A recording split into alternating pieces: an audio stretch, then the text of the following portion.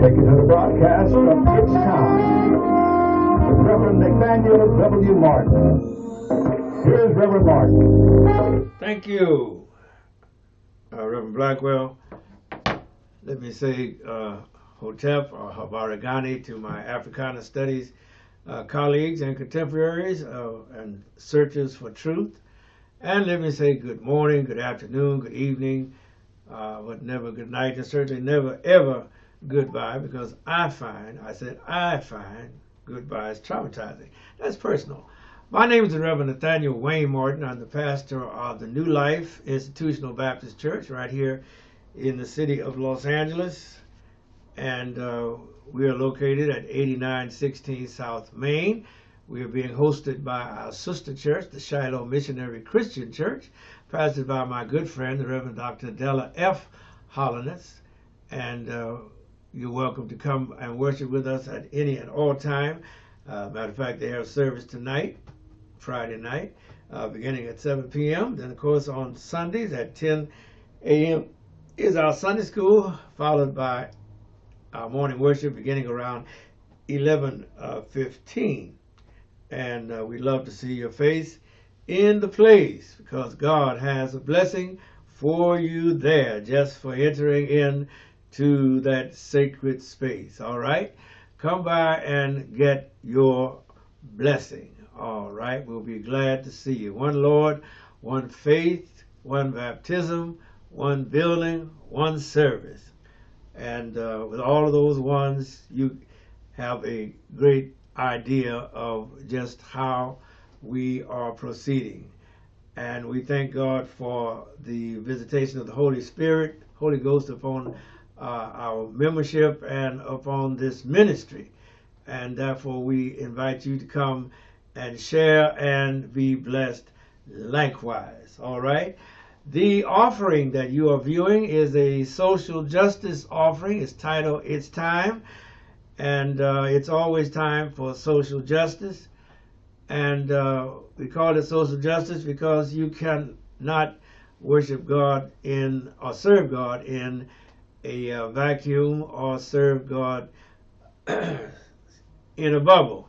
You're going to have to be out here with the rest of us, all of us, humanity, suffering humanity, wrong humanity, right humanity, good humanity, bad humanity, male humanity, female humanity. You're going to have to be out here with all of us, and we must all attempt to do God's will as God shall allow us to be so empowered or led by Him, and as the opportunity presents itself. But we are all our brother's keepers, and we cannot serve our brother unless we go out there with our brother and go out there with our sisters.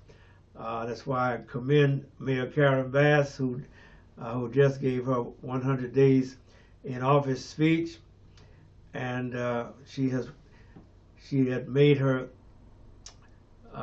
platform, election platform, that she would tackle the homeless problem, and she's actually attempting to do that, and we must join in with her, because no one person can do that great lift alone. And so, but she has been able to put several good programs in operation, and we trust that the county commissioners, county supervisors, and the other officials, whether they are county or city, will continue to work with her. We know that the real estate lobby is, of course, against her, but we knew that before we ever started. But we just trust that God will continue to empower her, and that we will, at our ability to do so, opportunity to do so, engage with her in this great effort to help our houseless, homeless populations, our brothers and our sisters who are unhoused. All right. All right. Now, as we are looking at this country and at life, we want to start in Tennessee, because, as I said on last week, God don't like ugly. And we come to find out that in that same Tennessee legislature that 2 weeks ago, just before Easter, saw fit to vote two of the newly elected representatives, one representative from Nashville and the other representative from Memphis. And of course, it was a third representative, but she did not get expelled. But these boys got it. These men, Honorable Mr. Justin Jones and the Honorable Mr. Justin Pearson, will actually expel the Tennessee legislators who were in the majority. Actually voted to expel them rather than censure them for their conduct. They voted to censure them, and their people, expel them, and their people who were lacking representation without naturally their representatives that they had voted for and elected, voted to send them right back the next week. As a matter of fact, Mr. Jones was sent back that Monday, and the Honorable Mr. Pearson was sent back that Wednesday. And these so-called conscientious, law-abiding Tennessee state representatives, Republicans, come to find out that Mr. Scotty Campbell, who was the vice chair of the Republican caucus in the Tennessee House of Representatives, has resigned effective April 20th, 2023. Found out he was guilty of sexual harassment of an intern. And says the taxpayers paid for the relocation of this intern to put distance between her and Campbell. And now he has this has come to light, and he has already been convicted in the Tennessee state legislature, but it was hush hush until all of this other that they were doing to these these three representatives whom they who just happen to be all Democrats too, and the Republicans put them out, and now the spotlight is on them, and I'm sure that the chairman of the committee, last name is Sexton, if I make no mistake, Cameron Sexton, I'm sure he's going to have to go as well, because he doesn't live in the district that he was elected to represent.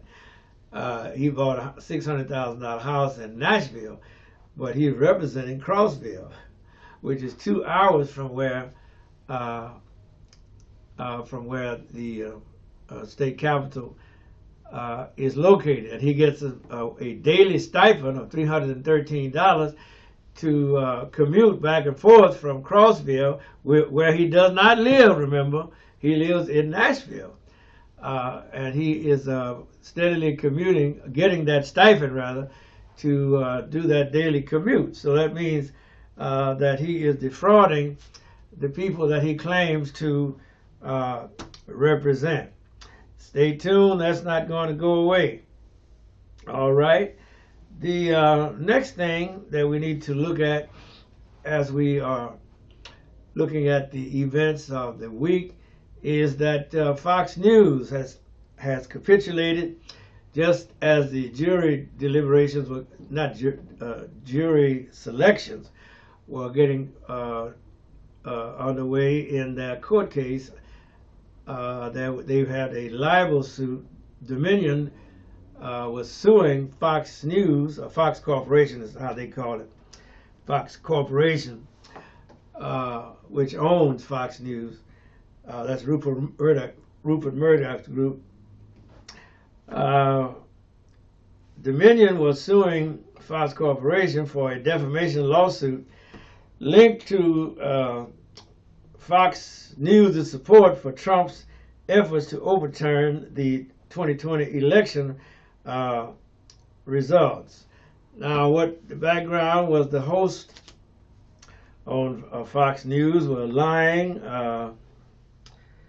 and they were saying that the election was rigged and that Biden was not the president, that Trump was still the president. They were doing all those type of things.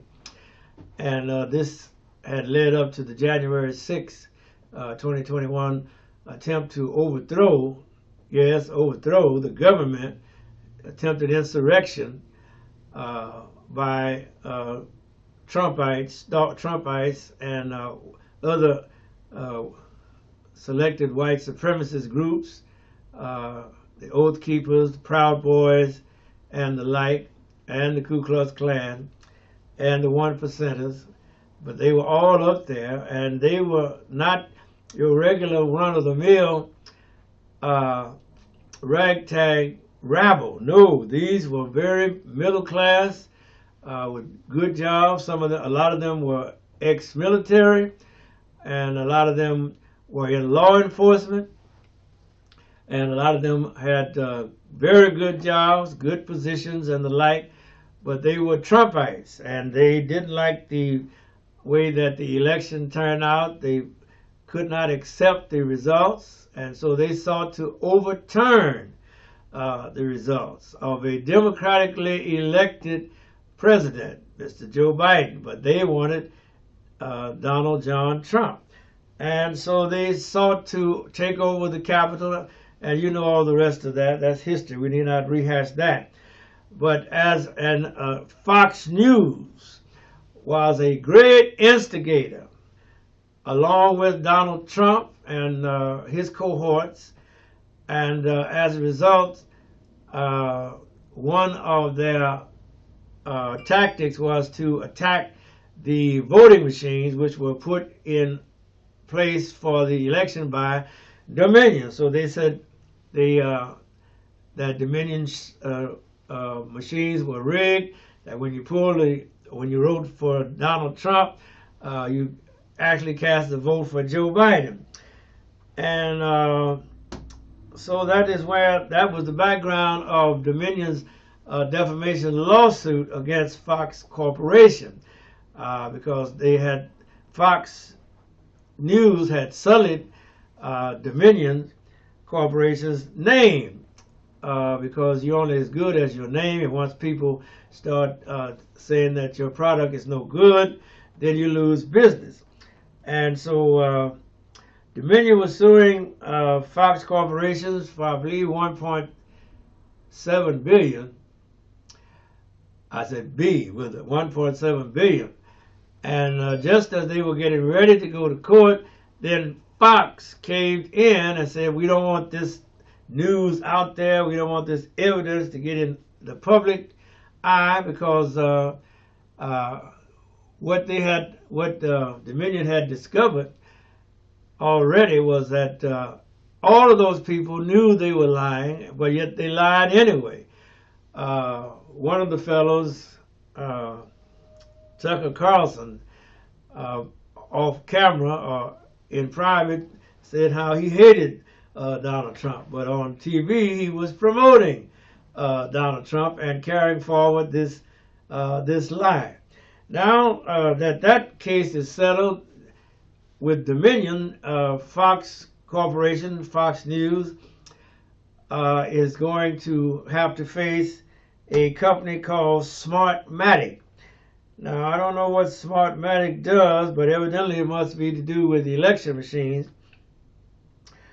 But they have a lawsuit pending against Janine Pirro, Lou Dobbs, Rudy Giuliani, Maria Bartiromo for $2.7 billion. Now, all of these are personalities that you find on Fox News, and so I don't know how that is going to come out. But Smartmatic is suing these persons for a combined total of $2.7 billion with a B. And so you can keep your ears to the ground on that one, because that's going to blow up as well. In passing, let me talk about the social value of guns. Yes, in this country, we regard guns as a value. We put a lot of value on guns. We put more value on guns than we do on the First Amendment. And it is said statistically that there are more guns in the United States of America than there are people.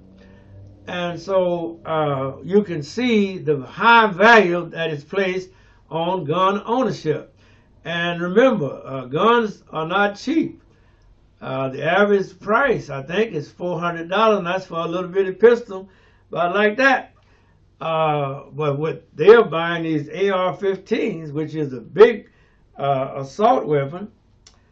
It's not a long rifle, but it sure ain't no short rifle, and it has the impact when it hits a person that any military rifle would have, and because it was invented to kill, and if it doesn't kill you, it gives you such an injury, a wound, that you never can return to the battlefield.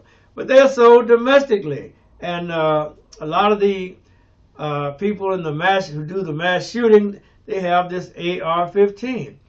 The man that killed the people in Tennessee had one of those AR-15 rifles, and he killed 3 children, three 9-year-olds, as Kamala Harris said, 3 9-year-old babies, and 3 adults, the janitor, the principal, and the school teacher, in just a few moments.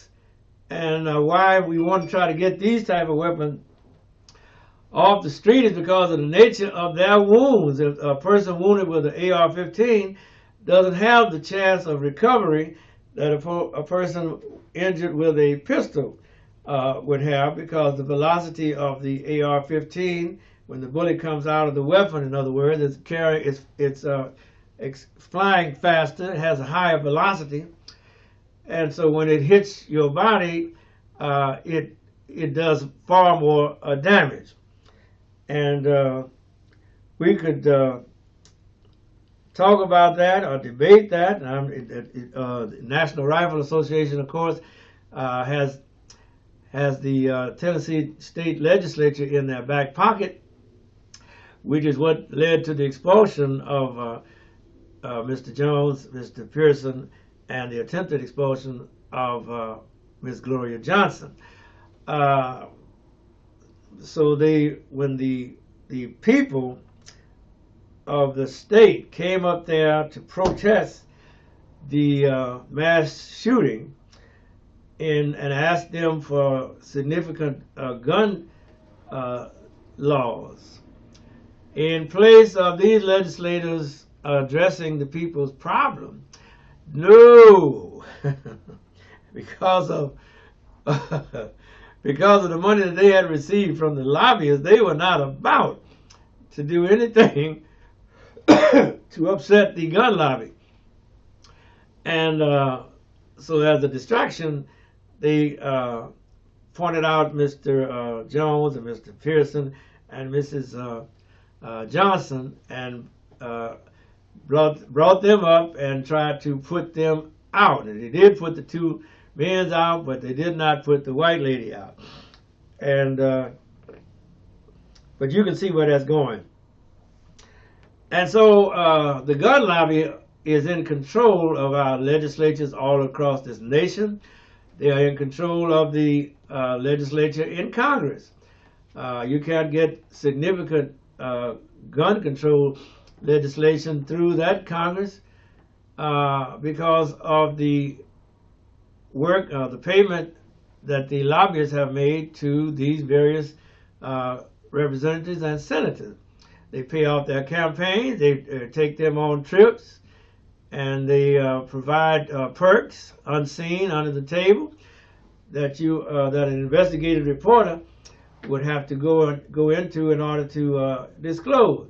And of course, we don't have that level of investigative reporting any longer.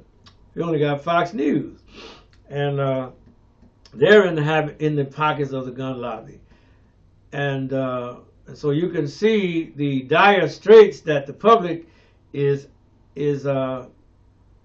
at or contending with. We're at our wits' end, in other words. Bodies are dropping every week almost. There's a mass shooting. Someone just attempted to kill 4 people, a whole family. Shot the little girl through the jaw and shot the father who was trying to shield his family, shot him in the back, and shot the mother, shot the other child. And that's 4 people, you know. So we're gun crazy. We place far more value on guns than we do on human life, because everything now is the gun.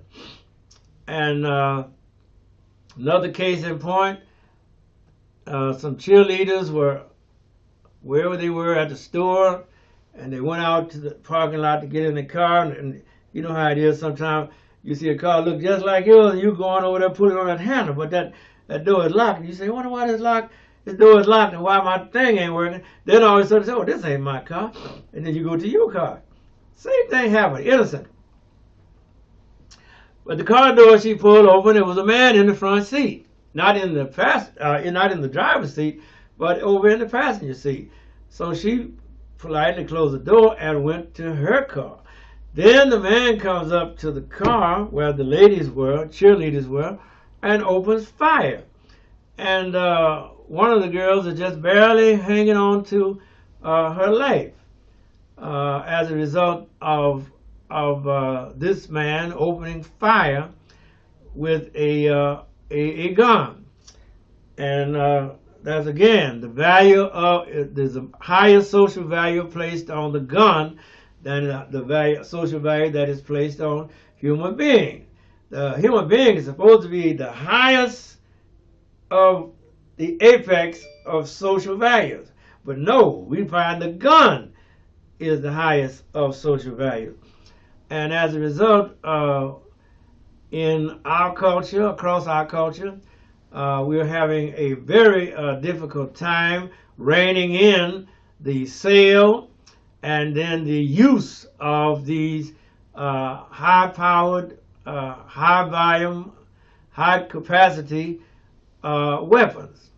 And so it's going to take a whole lot of prayer, and it's going to have to take a whole lot of overcoming legislators, and to get some legislators elected that will do the people's bidding, which is give us reasonable gun control. And as many weapons as there are out there now, we don't need to say, well, we ain't talking against guns. Well, we is talking against guns. We think things are going too far. And we want to try to get these guns under some type of control. All right? Anyway, going on, in September 9, 2022, in Jacksonville, Florida, a young black man named Ronnie Reed was strip searched in public.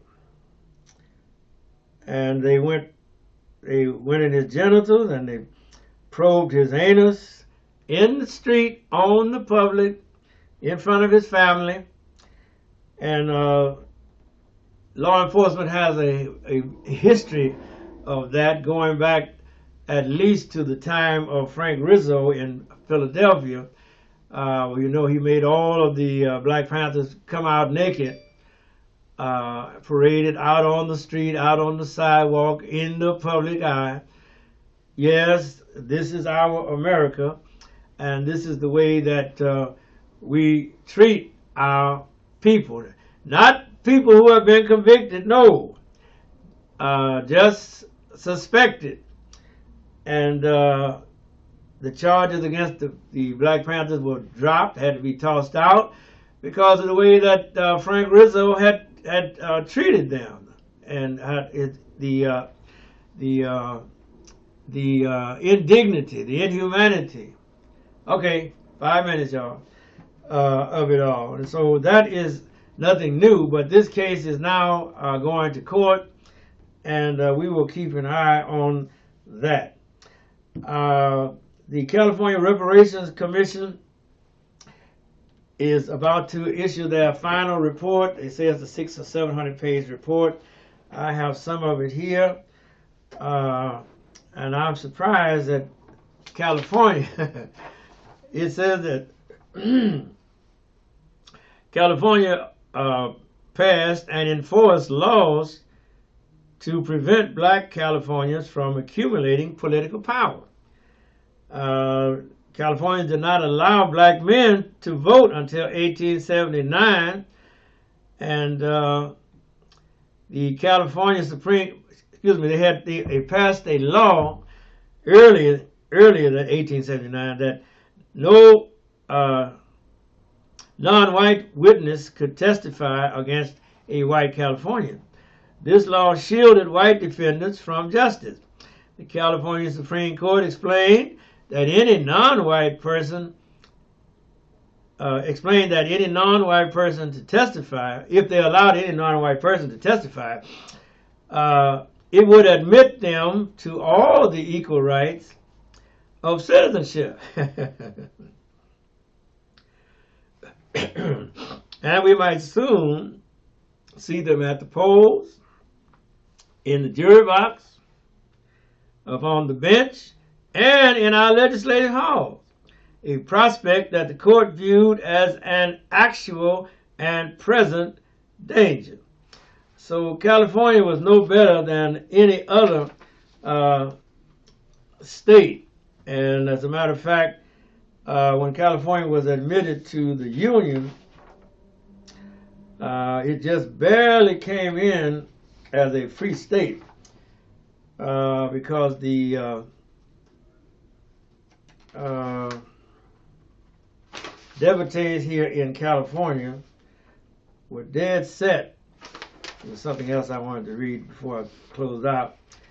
It was the Ku Klux Klan in the state of California. We talk about the Inland Empire when they do the weather.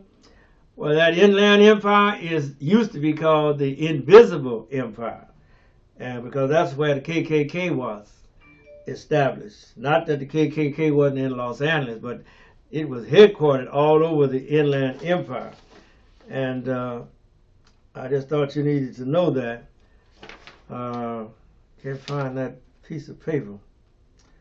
But it was interesting reading, and it's all in that 600-page report of the Reparations Commission.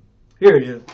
Ku Klux Klan established local chapters all over the state in the 1920s. During that time, California sometimes even held even more KKK events than Mississippi or Louisiana. Many of California's KKK members were prominent individuals who held positions in civil leadership and police departments. You hear me? For example, in the 1920s, Los Angeles, prominent and numerous city government officials were KKK members or had KKK ties, including the mayor, district attorneys, and police officers.